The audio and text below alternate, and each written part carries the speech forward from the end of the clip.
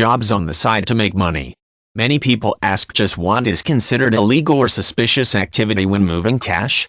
Some people have gone to the bank with the cash proceeds of a garage sale or a car sale on the weekend and recounted horror stories of multiple questions by bank employees and have sometimes been reported to the government as suspected criminals. The reality is that such reporting is very plausible.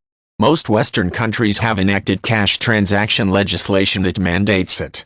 In Australia, anything over $10,000 must be reported to regulators, and any amount under that bank staff deems suspicious.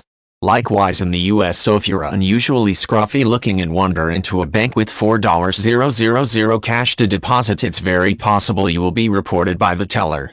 A customer is controlled by another person, particularly where the customer appears unaware, infirm, or elderly and is accompanied by a non-relative.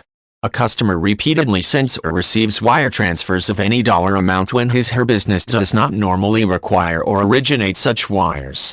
Customer appears to have a hidden agenda or behaves abnormally, such as bypassing the chance to obtain a higher interest rate on a large account balance. Customer who is a public official opens account in the name of a family member who begins making large deposits not consistent with the known legitimate sources of income of the family.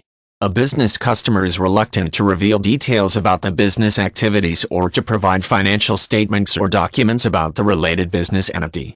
Customer makes frequent deposits or withdrawals of large amounts of currency for no apparent business reason or for a business that generally does not generate large amounts of cash. Customer conducts several large cash transactions at different branches on the same day or orchestrates persons to do so on his behalf. Customer deposits cash into several accounts in amounts below $10,000 and then consolidates the funds into one account and wire transfers them outside of the country. Customer attempts to take back a portion of a cash deposit that exceeds $10,000 after learning that a currency transaction report will be filed on the transaction.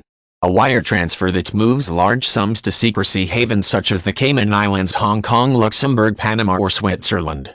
An increase in international wire transfer activity in an account with no history of such activity or where the stated business of the customer does not warrant it. A transaction is made to appear more complicated than it needs to be by use of impressive but nonsensical terms such as emission rate, prime banknotes, standby commitment, arbitrage, or hedged contracts. Retail business that provides check cashing service does not make large withdrawals of cash against check deposits, possibly indicating that it has another source of cash. Customer seeks trade financing on the export or import of commodities whose stated prices are substantially more or less than those in a similar market situation. Customer changes the place of payment in a letter of credit to an account in a country other than the beneficiary's stated location. Customer's standby letter of credit is used as a bid or performance bond without the normal reference to an underlying project or contract or in favor of unusual beneficiaries. Investor seems unconcerned about the usual decisions to be made about an investment account such as fees or suitable investment vehicles.